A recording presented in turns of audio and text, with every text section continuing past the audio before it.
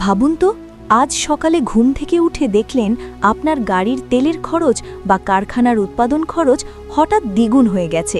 কেমন লাগবে? কোনো পারমাণবিক বোমা নয়, শুধু একটি ঘোষণার মাধ্যমে ইরান ঠিক এই পরিস্থিতি তৈরি করে ফেলেছে। মধ্যপ্রাচ্যের এক সরু জলপথ হরমুজ প্রণালী বন্ধ হয়ে যাওয়ায় আজ গোটা বিশ্ব অর্থনীতি এক ভয়াবহ সংকটের মুখে। অবিশ্বাস্য হলেও সত্যি, ইরানের একটিমাত্র পদক্ষেপ আপনার আমার দৈনন্দিন জীবনকে থামিয়ে দেওয়ার ক্ষমতা রাখে। চলুন জেনে নেওয়া যাক কিভাবে এই সংকট দানা বাঁধল আর এর শেষ কোথায়।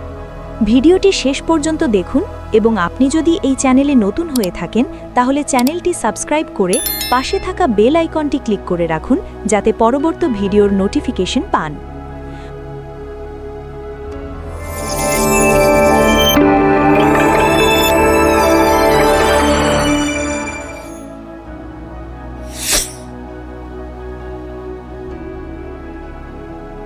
ঘটনার সূত্রপাত যখন যুক্তরাষ্ট্র ও ইসরায়েল এক যৌথ সামরিক অভিযানে ইরানের ওপর অতর্কিত হামলা চালায়।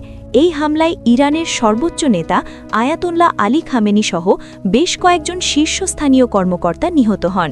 এই ঘটনা কেবল ইরানের ক্ষমতার কেন্দ্রে আঘাত হানেনি, বরং এক মুহূর্তে পুরো মধ্যপ্রাচ্যের রাজনৈতিক স্থিতিশীলতা ধ্বংস করে দিয়েছে। এর জবাবে ইরান যা করেছে তা বিশ্ব অর্থনীতির টুটি চেপে ধরার শামিল। ইরানের ইসলামিক রেভলিউশনারি গার্ড কর্পস বা আইআরজিসি বিশ্বের সবচেয়ে গুরুত্বপূর্ণ তেল পরিবহনের পথ হরমুজ প্রণালী দিয়ে সব ধরনের জাহাজ চলাচল অনির্দিষ্টকালের জন্য বন্ধ করে দিয়েছে।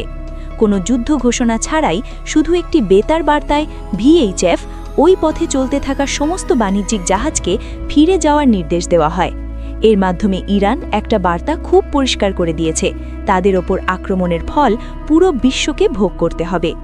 কিন্তু প্রশ্ন হলো, এই হরমুজ প্রণালী কি এবং কেন এটি এতটা গুরুত্বপূর্ণ? ভৌগোলিকভাবে এই প্রণালীটি পারস্য উপসাগর আর আরব সাগরকে জুড়ে দিয়েছে। এর এক পাশে ইরান, অন্য পাশে ওমান আর সংযুক্ত আরব আমিরাত। সবচেয়ে সরু অংশে এটি মাত্র ৩৩ কিলোমিটার চওড়া। এই সরু পথটিকেই বলা হয় বিশ্ব অর্থনীতির লাইফলাইন, কারণ বিশ্বের মোট তেল বাণিজ্যের প্রায় ২০%, অর্থাৎ প্রতিদিন প্রায় ২ কোটি ব্যারেল তেল এই পথ দিয়েই নানা দেশে যায়। সেই সঙ্গে বিশ্বের মোট তরণীকৃত প্রাকৃতিক গ্যাসেরও একটি বিশাল অংশ এই প্রণালী দিয়েই পরিবাহিত হয়। এক কথায়, এই পথ বন্ধ হওয়া মানে বিশ্বজুড়ে শক্তি সরবরাহের মেরুদণ্ড ভেঙে পড়া।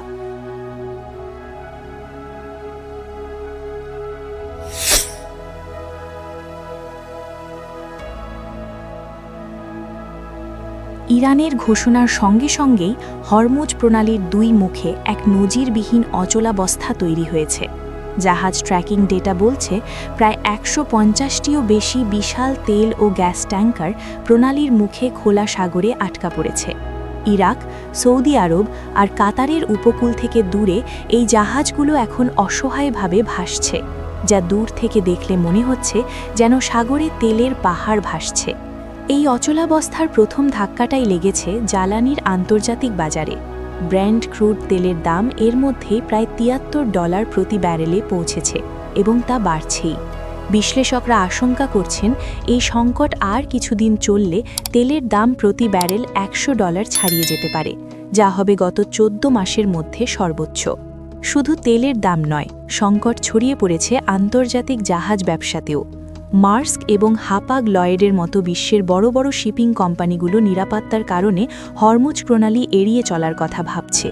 এর ফলে জাহাজগুলোকে এখন আফ্রিকা ঘুরে অনেক দীর্ঘ পথ পাড়ি দিতে হবে, যা পণ্য পরিবহনের সময় আর খরচ দুটোই অস্বাভাবিকভাবে বাড়িয়ে দেবে।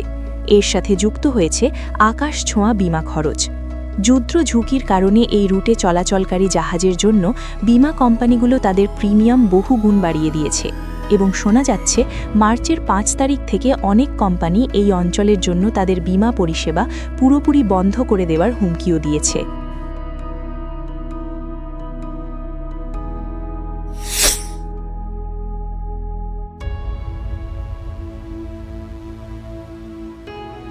হরমুজ প্রণালী বন্ধের প্রভাব কোনো একটি নির্দিষ্ট অঞ্চলে আটকে নেই, বরং এটি পুরো বিশ্ব অর্থনীতির স্নায়ুতন্ত্রকে নাড়িয়ে দিয়েছে। এই সংকটের সবচেয়ে বড় ভুক্তভোগী হতে চলেছে এশিয়ার শিল্পোন্নত দেশগুলো। চীন, জাপান, ভারত এবং দক্ষিণ কোরিয়ার মতো দেশগুলো তাদের জ্বালানির বিশাল অংশের জন্য হরমুজ প্রণালীর ওপর নির্ভরশীল। এই সরবরাহ বন্ধ থাকলে তাদের শিল্প উৎপাদন মুখ থুবড়ে পড়বে, যা তাদের অর্থনীতিকে মন্দার দিকে ঠেলে দিতে পারে। অবশ্য এই সংকটে সবাই যে ক্ষতিগ্রস্ত হচ্ছে তা নয়। যুক্তরাষ্ট্র এবং রাশিয়ার মতো দেশগুলো, যারা হরমুজ প্রণালীর ওপর ততটা নির্ভরশীল নয়, তারা এই পরিস্থিতি থেকে লাভবান হতে পারে। বিশ্ববাজারে তেলের দাম বাড়লে তাদের তেল রপ্তানি থেকে আয়ও বাড়বে। অনেকেই হয়তো ভাবছেন, হরমুজ প্রণালীর কি কোনো বিকল্প নেই?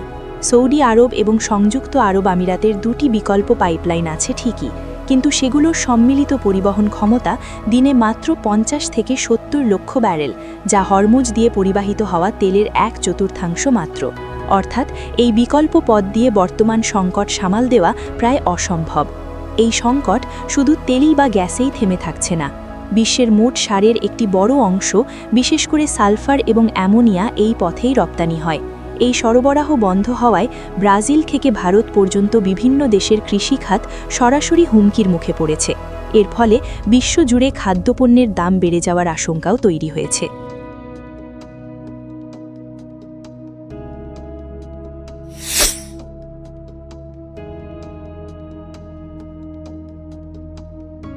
এখন সবচেয়ে বড় প্রশ্ন হল, ইরান কি আসলেই এই প্রণালী দীর্ঘদিন বন্ধ রাখতে পারবে? সামরিক শক্তিতে ইরান হয়তো যুক্তরাষ্ট্রের সমান নয়, কিন্তু হরমুজ প্রণালী বন্ধ রাখার জন্য তাদের বিশাল নৌবহরের দরকারও নেই। মাইন, ড্রোন বা ক্ষেপণাস্ত্র হামলার হুমকি দিয়েই তারা এই জলপথকে বিশ্বের সবচেয়ে ঝুঁকিপূর্ণ রুটে পরিণত করতে পারে। এই ভয়ই বাণিজ্যিক জাহাজগুলোকে এই পথ থেকে দূরে রাখার জন্য যথেষ্ট। তবে এই পদক্ষেপ ইরানের জন্য একটি উভয় সংকট। ইরান তার নিজের তেল রপ্তানির জন্য এই প্রণালীর ওপর নির্ভরশীল, যার প্রায় 90% যায় চীনে। এই পথ বন্ধ করে ইরান কেবল বিশ্ব অর্থনীতিকেই নয়, নিজের অর্থনীতিকেও পঙ্গু করে দিচ্ছে। তাই বিশ্লেষকরা ধারণা করছেন, ইরান হয়তো চীন বা বন্ধুভাবাপন্ন দেশের জাহাজকে গোপনে যাওয়ার অনুমতি দিতে পারে, যা এই সংকটকে আরও জটিল করে তুলবে। এই মুহূর্তে পারস্য উপসাগরে যুক্তরাষ্ট্রের ৫ম নৌবহর অবস্থান করছে। যে কোনো মুহূর্তে একটি ছোট ভুল বোঝাবুঝি বা সামরিক উস্কানি একটি পুরোদস্তর আঞ্চলিক যুদ্ধের জন্ম দিতে পারে। বিশ্ব নেতারা যদি দ্রুত আলোচনার মাধ্যমে এই সমস্যার সমাধান করতে না পারেন, তবে বিশ্ব হয়তো ১৯৭০-এর দশকে তেল সংকটের চেয়েও ভয়াবহ এক অর্থনৈতিক মন্দার মুখোমুখি হতে চলেছে।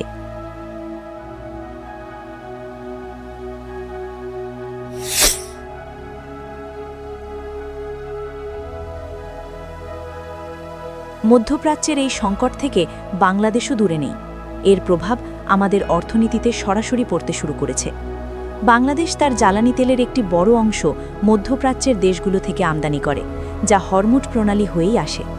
এই সরবরাহ পথ বন্ধ হওয়ায় আমাদের জ্বালানি নিরাপত্তা আজ মারাত্মক হুমকির মুখে। এর প্রথম প্রভাব পড়বে আমাদের অর্থনীতির চালিকা শক্তি, তৈরি পোশাক শিল্পে। জাহাজ ভাড়া এবং বিমা খরচ 40% পর্যন্ত বেড়ে যাওয়ার আশঙ্কা থাকায় উৎপাদন খরচও বাড়বে। এর ফলে ক্রেতাদের কাছে সময়মতো পণ্য পৌঁছানো কঠিন হয়ে পড়বে এবং নতুন রপ্তানি আদেশ 10 থেকে 20% পর্যন্ত কমে যেতে পারে বলে ব্যবসায়ীরা মনে করছেন। সাধারণ মানুষের জীবনেও এর প্রভাব হবে মারাত্মক। জ্বালানির দাম বাড়লে সরাসরি বেড়ে যাবে পরিবহন খরচ এবং বিদ্যুৎ উৎপাদনের ব্যয়। এর ফলে নিত্যপ্রয়োজনীয় সবকিছুর দাম বাড়বে, যা দেশের উচ্চ মূল্যস্ফীতিকে আরও উস্কে দেবে। দেশের প্রবাসী আয়ের একটি বড় অংশ আসে মধ্যপ্রাচ্য থেকে। যুদ্ধ যদি দীর্ঘায়িত হয়, তবে আমাদের রেমিটেন্স প্রবাহেও তার নেতিবাচক প্রভাব পড়বে। পেট্রোবাংলার তথ্য অনুযায়ী বাংলাদেশের আমদানি করা এলএনজির একটি সিংহভাগই আসে কাতার থেকে, যা হরমুজ প্রণালী ব্যবহার করে। যদিও কয়েকটি জাহাজ ইতিমধ্যে প্রণালী পার হয়ে যাওয়ায় তাৎক্ষণিকভাবে দেশে সংকট তৈরির আশঙ্কা কম, কিন্তু মার্চের মাঝামাঝি সময় থেকে যে জাহাজগুলো আসার কথা, সেগুলো আটকে গেলে দেশে গ্যাস সংকটও তীব্র হতে পারে। একটি সামরিক অভিযান এবং তার প্রতিক্রিয়ায় নেওয়া একটি সিদ্ধান্ত আজ পুরো বিশ্বকে এক অনিশ্চয়তার দিকে ঠেলে দিয়েছে। হরমুজ প্রণালীর এই অচলাবস্থা কোনো বিচ্ছিন্ন ঘটনা নয়, এটি বিশ্বজুড়ে ক্ষমতা আর আধিপত্যের লড়াইয়ের এক ভয়ঙ্কর প্রতিচ্ছবি। এই সংকট চোখে আঙুল দিয়ে দেখিয়ে দিচ্ছে আমাদের বিশ্ব অর্থনীতি কতটা ভঙ্গুর আর একটিমাত্র জলপথের ওপর কতটা নির্ভরশীল। এখন দেখার বিষয় একটাই, বিশ্ব নেতা কি আলোচনার টেবিলে এই সংকটের সমাধান করতে পারবেন, নাকি আমরা এমন এক দীর্ঘ অর্থনৈতিক মন্দার দিকে এগিয়ে যাচ্ছি যা আমাদের সবার জীবনকে চিরদিনের জন্য বদলে দেবে। এই জটিল ভূ-রাজনৈতিক পরিস্থিতি নিয়ে আপনার কি মত? ইরান কি সঠিক পদক্ষেপ নিয়েছে, নাকি এটি একটি আত্মঘাতী সিদ্ধান্ত যা পুরো বিশ্বকে বিপদে ফেলছে? কমেন্টে আপনার মতামত জানান এবং এই ধরনের বিশ্লেষণমূলক আলোচনা আরও দেখতে চাইলে আমাদের চ্যানেলটি সাবস্ক্রাইব করুন।